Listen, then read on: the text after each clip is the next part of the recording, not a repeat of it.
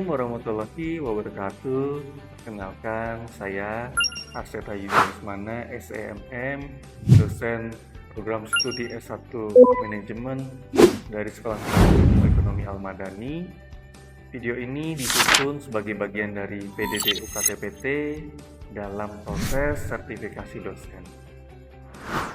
Strategi pemasaran kreatif merupakan mata kuliah berbentuk 3 SKS yang memadukan antara teori dan praktek melalui case method dan juga project based learning. Mata kuliah ini membekali mahasiswa untuk menganalisis pasar dan konsumen, merumuskan positioning, mengembangkan branding, dan juga promosi kreatif. Materi mata kuliah strategi pemasaran kreatif ini mengacu pada referensi yang tercantum di dalam RPS, yaitu Walker dan Mullis, diperkuat oleh Bletch dan Bletch, Fandi Ciptono, serta Freddy Rangkuti. Pemahaman terhadap konsumen menjadi dasar agar kreativitas pemasaran tidak berhenti pada ide yang menarik, tetapi menghasilkan promosi yang tepat, sasaran, dan mampu mempengaruhi keputusan. Adapun bobot penilaian pada mata kuliah strategi pemasaran kreatif ini adalah dengan komponen sebagai berikut. Yang pertama, tugas dan keaktifan kelas sebesar 10%. Yang kedua, kuis, ada kuis 1 dan 2 yaitu 10%. Yang ketiga, tugas project based learning dan case method 30%. Yang keempat, ujian tengah semester 25%, dan yang terakhir adalah ujian akhir semester yaitu 25%. Mari kita ikuti proses pembelajaran.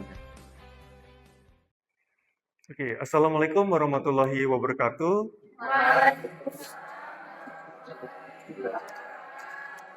Ya, selamat pagi semuanya. Bagaimana keadaannya hari ini? Alhamdulillahirrabbilalamin. Ya, semoga kita selalu dalam keadaan sehat dan siap mengikuti pelajaran. Apakah sudah hadir semua? Sudah? Baik, terima kasih. Silahkan siapkan catatannya dan juga perangkat pembelajarannya. Pada saat diskusi nanti, kita akan mencari informasi penting. Silahkan boleh kalian menggunakan handphonenya. Ya. Sebelum kita masuk ke materi, silahkan perhatikan di layar, di mana ada dua merek kopi ya, ada dua pilihan kopi. Kalian suka kopi?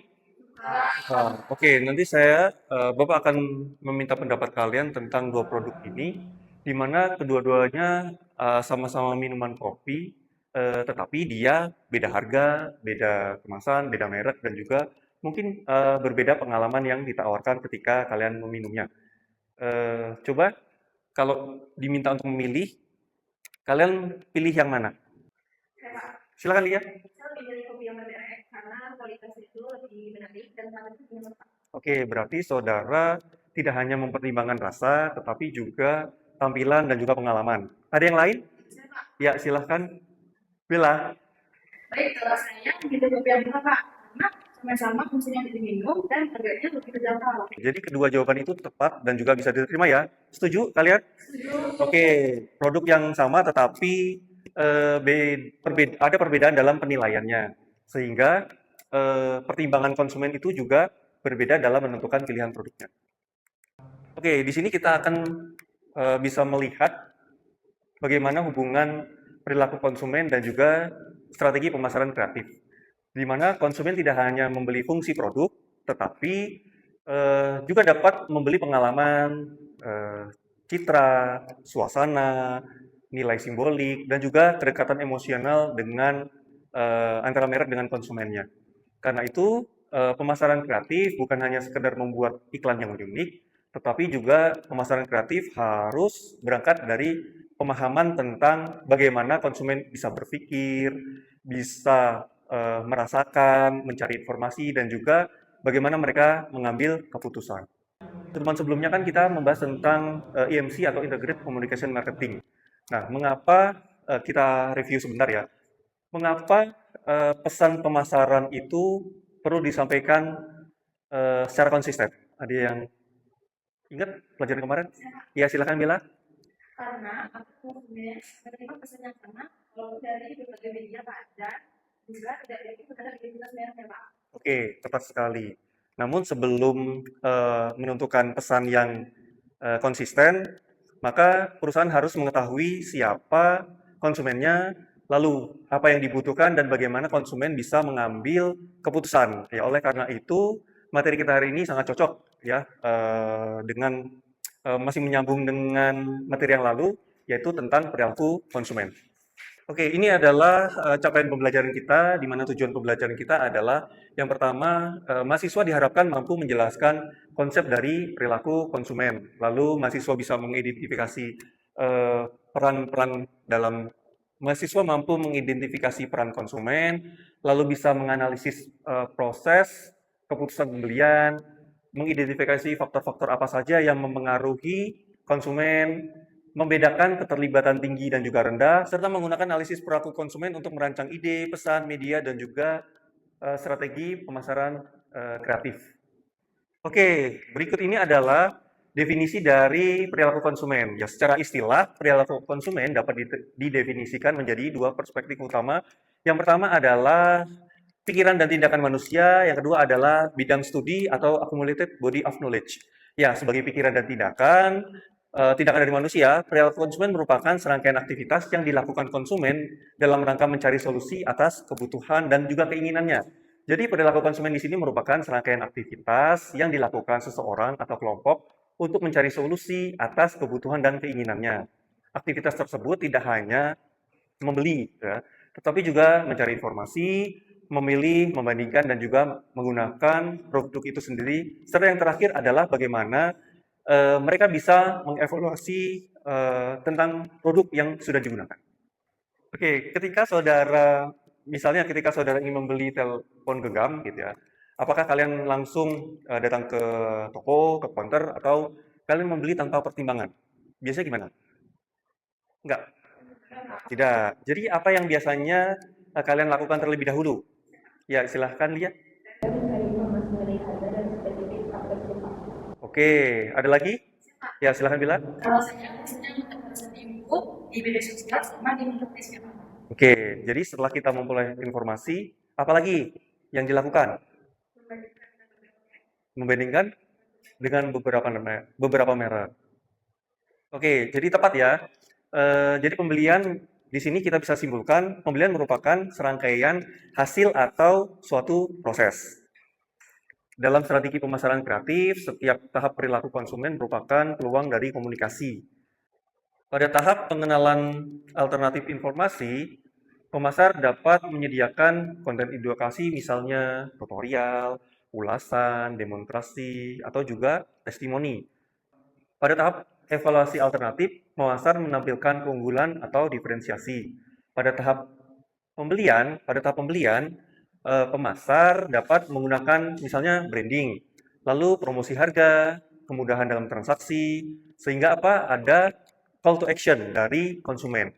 Lalu yang terakhir pada tahap evaluasi pembelian, pemasar dapat membangun misalnya komunitas, program loyalitas, dan juga mendorong konsumen mengembangkan pengalaman positif setelah pembelian. Jadi di sini strategi pemasaran kreatif perlu dipahami untuk bagaimana meningkatkan kinerja bisnis, merancang dan pelayanan yang relevan, serta bagaimana membantu konsumen membuat keputusan yang lebih bijak. Oke, pada slide berikutnya yaitu mengapa kita perlu memahami konsumen. Nah, dari rekan-rekan mahasiswa nih, kira-kira ada nggak yang paham kenapa kita perlu memahami konsumen? Oke, silakan. Ada pesan dan media promosi sesuai dengan target konsumennya, Pak. Oke, ada tambahan? Ada yang bisa menambahkan? Ya, silakan kita. Ada yang di promosinya itu tidak yang menarik, tapi sesuai dengan apa yang dibutuhkan oleh konsumen. Oke. Jadi tepat ya, sangat bagus sekali jawaban dari mahasiswa. Berarti di sini kreativitas bukan hanya persoalan keunikan, tetapi juga bagaimana ketepatan sasaran dan juga relevansinya. Dalam keputusan pembelian terdapat 5 peran. Ya, di sini kita akan belajar tentang 5 peran dalam pembelian, dalam keputusan pembelian. Yang pertama ada sebagai inisiator. Di sini inisiator adalah pengusul awal, lalu ada influencer yaitu sebagai pengarah, ada yang namanya decider yaitu sebagai pengambil keputusan, lalu ada buyer sebagai pelaku transaksi, dan yang terakhir ada user sebagai pengguna produk. Contohnya, ada anak yang ingin dibelikan laptop oleh bapaknya karena anak tersebut sedang melanjutkan kuliah, gitu ya. Kira-kira anak itu sebagai apa? Saya Pak, Ya, silakan Caca. sebagai inisiator Pak. Sebagai inisiator. Lalu eh, si ayah kan pasti ada banyak pertimbangan. Dia mencari informasi. Nah, ada temannya ini, teman si ayah ini merekomendasikan spesifikasi dari laptop itu. Kira-kira peran temannya ayah itu sebagai apa? Saya Pak, Ya, sebagai silakan. influencer. Sebagai influencer. Oke. Jadi tadi si ayah sudah mendapatkan rekomendasi dari teman. Jadi di sini si ayah sudah menyiapkan anggaran dan juga merek yang dibutuhkan. Jadi di sini peran ayah sebagai apa? Saya Oke, peran ayah sebagai decider. Jadi di sini ayah siap melakukan pembayaran. Ketika ayah sudah ingin membelikan, jadi di sini peran ayah sebagai apa? bayar Pak.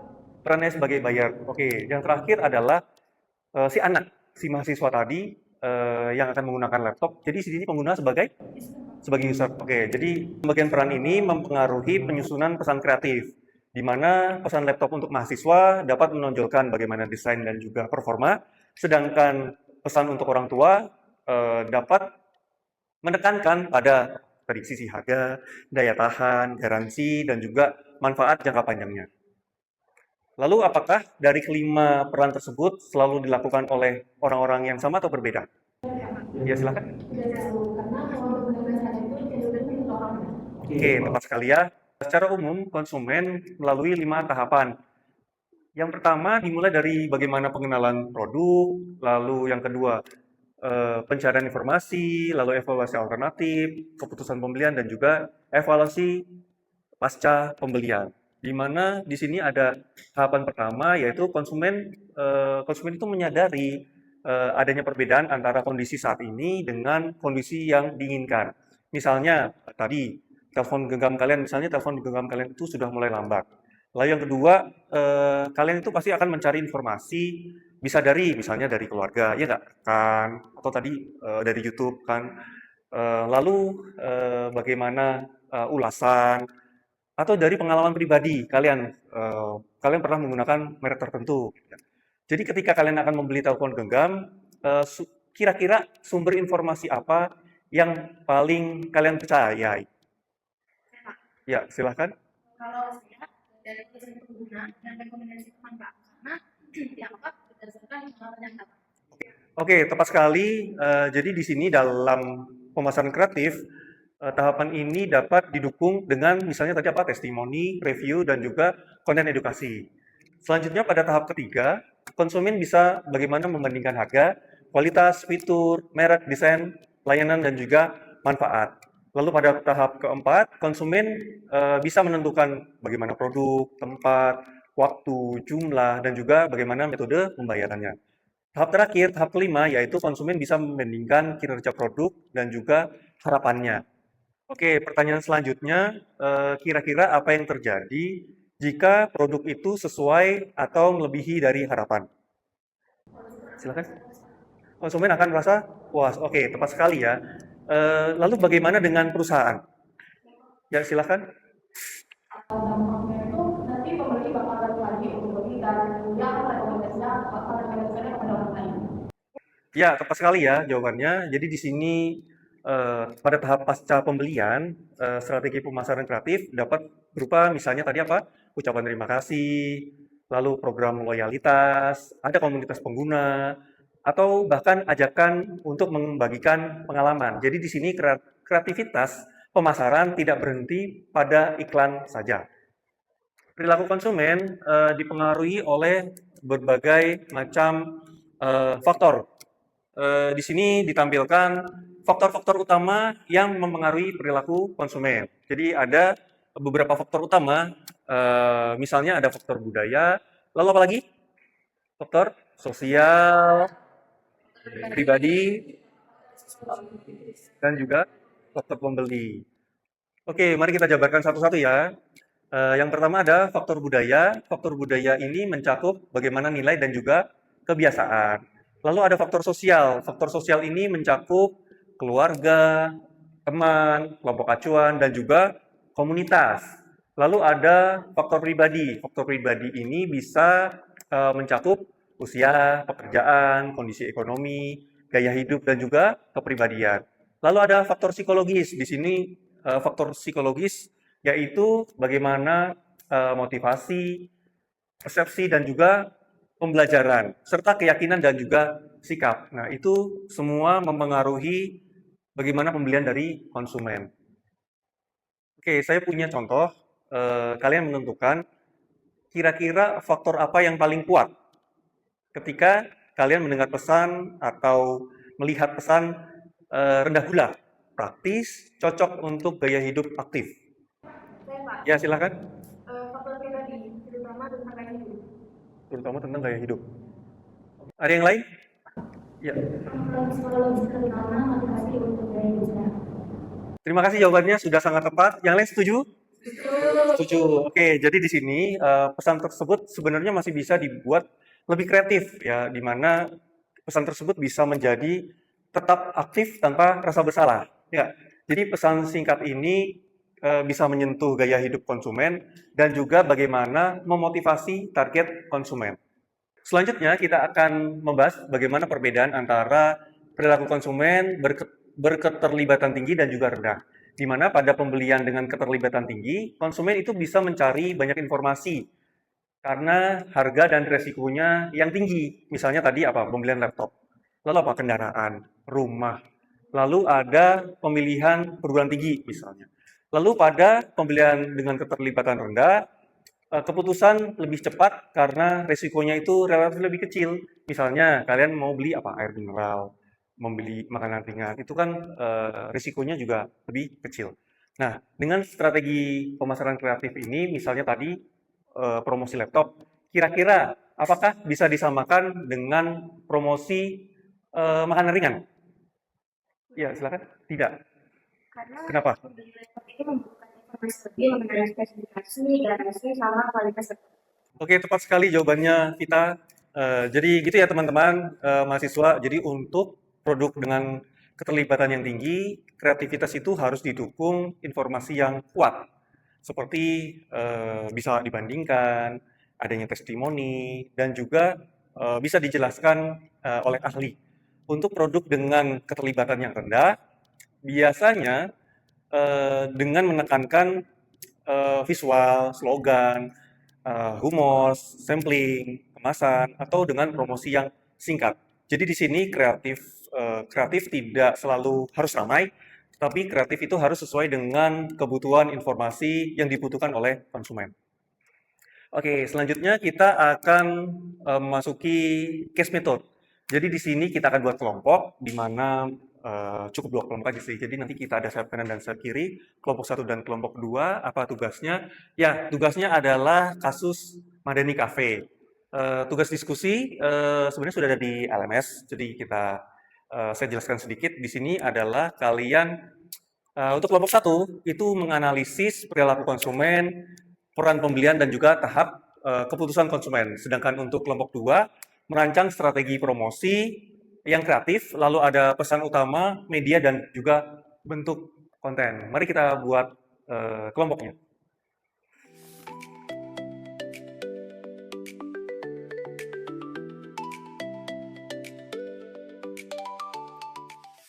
Baik, cukup ya waktu diskusinya. Silakan masing-masing kelompok memaparkan analisisnya, dimulai dari kelompok 1. Baik, Mbak. Dari kelompok kami, itu faktor yang paling berpengaruh adalah faktor sosial, pribadi, dan psikologis. Ya, kenapa? Mahasiswa itu dipengaruhi oleh teman, dan media sosial, gaya hidup, dan persepsi bahwa merek pesaing itu lebih modern. Influencernya dapat berupa teman, organisasi mahasiswa, kampus, dan konsumen yang memberikan ulasan. Madani Kopi, penghilangan perhatian pada tahap pencarian informasi dan evaluasi alternatif. Karena merek pesaing lebih sering muncul dan terlihat menarik di media sosial. Oke, baik. Analisisnya sudah tepat ya. Setuju kelompok 2? Setuju. Oke, jadi di sini kelompok 1 tidak hanya menyebutkan faktor, tetapi juga menunjukkan tahapan keputusan pembeliannya. Bagaimana dengan kelompok 2? Silahkan menyajikan rancangan iklannya. Jadi dari kami dan usulkan kampanye karena musik satu meja beberapa paket minum untuk 3 orang, foto sederhana, dan tangan mengunggah momen tersebut. Dan ada pesan utamanya tidak bisa teman dekat, kopi hemat, cerita. Oke, bagaimana media apa yang digunakan? Media yang kami gunakan adalah Instagram, TikTok, WhatsApp, dan juga kerjasama bersama organisasi mahasiswa lainnya. Oke, baik. Kenapa memilih media tersebut? Karena media tersebut sudah banyak digunakan dan membantu mereka untuk membagikan momen bersama teman. Oke, baik. Baik sekali ya. Jadi faktor sosial dan gaya hidup bersih ini bisa diterjemahkan menjadi konsep kampanye, pesan emosional, media digital, dan juga konten yang mudah dibagikan. Oke, apabila Madani Cafe hanya memberikan diskon tanpa memperbaiki kualitas, citra, dan juga kualitas konten, serta pengalaman konsumennya, apakah nih yang jadi pertanyaan yang masih bisa menjadi pertanyaan, apakah strategi tersebut efektif untuk jangka panjang? Ya, silakan. Mungkin akan efektif tapi berupa yang sebenarnya. Tapi benar-benar terbuat dari beberapa yang Oke, jadi di sini peran dari strategi pemasaran kreatif berbasis konsumen. Jadi kreativitas tidak hanya dimulai dari saat pertanyaan konten apa yang sedang viral, tetapi ada pertanyaan apa yang dibutuhkan, dirasakan, dan juga dipertimbangkan oleh target konsumennya. Oke, sekian diskusi kita. Mari kita sebelum kita tutup, ada pertanyaan dari mahasiswa? Ya, silakan. Apakah strategi pemasaran itu yang kreatif? Pemasaran yang kreatif itu selalu menggunakan media sosial. Oke, baik. Terima kasih atas pertanyaannya. Jadi di sini jawabannya tidak, karena strategi pemasaran kreatif itu tidak ditentukan oleh medianya, tetapi bagaimana ketepatan ide dalam menjawab kebutuhan dan juga perilaku konsumennya. Media sosial itu tepat bagi konsumen muda yang aktif misalnya. Lalu strategi pemasaran kreatif itu juga dapat berupa kegiatan komunitas. Lalu pengalaman langsung, misalnya ada kemasan yang unik, lalu pelayanan personal, dan juga program rekomendasi bisa dari kolaborasi lokal atau aktivitas di tempat penjualan. Jadi di sini media itu dipilih setelah memahami siapa konsumennya dan di mana mereka mudah atau tidak dijangkau. Baik, masih ada pertanyaan? Cukup? Oke, kalau cukup, sebelum kita mengakhiri perkuliahan pada siang hari ini, seperti biasa, saya akan memberikan satu pertanyaan. Apa poin pembelajaran kita pada siang hari ini? Oke, jadi apa poin pembelajarannya? Silakan. Oke, silakan. Perilaku konsumen mencakup proses mencari, memilih, membeli, menggunakan, dan mengerti produk. Oke, yang lain? Oke, silakan.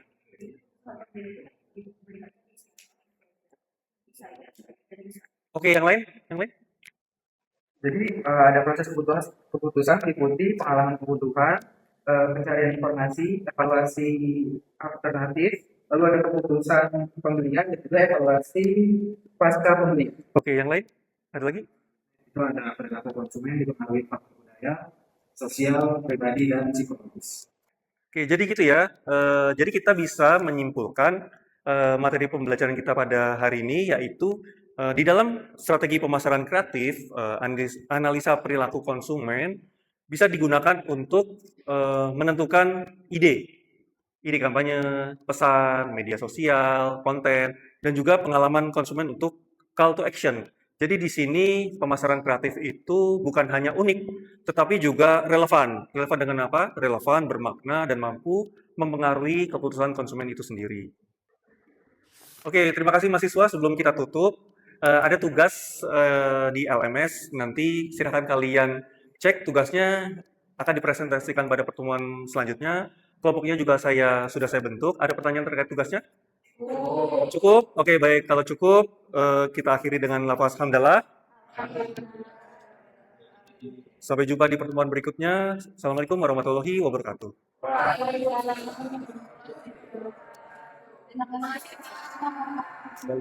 Jadi, pembelajaran hari ini memperlihatkan bahwa analisis perilaku konsumen dapat menjadi landasan untuk merancang strategi pemasaran yang lebih tepat. Melalui pembahasan konsep dan analisis kasus, mahasiswa berlatih mengubah pemahaman tentang kebutuhan, pertimbangan, dan proses keputusan konsumen menjadi ide kampanye, pesan, serta media promosi yang relevan. Kemampuan tersebut diharapkan dapat mendukung pengambilan keputusan pemasaran yang lebih kritis, kreatif, dan bertanggung jawab. Demikian video pembelajaran mata kuliah strategi pemasaran kreatif ini pada program studi manajemen. Video ini digunakan sebagai salah satu syarat unjuk kerja Tridharma Perguruan Tinggi atau PDD UKT-PT. Semoga dengan adanya video ini bisa menjadi pertimbangan yang baik dalam proses penilaian sertifikasi dosen. Akhir kata saya ucapkan terima kasih. Wassalamualaikum warahmatullahi wabarakatuh.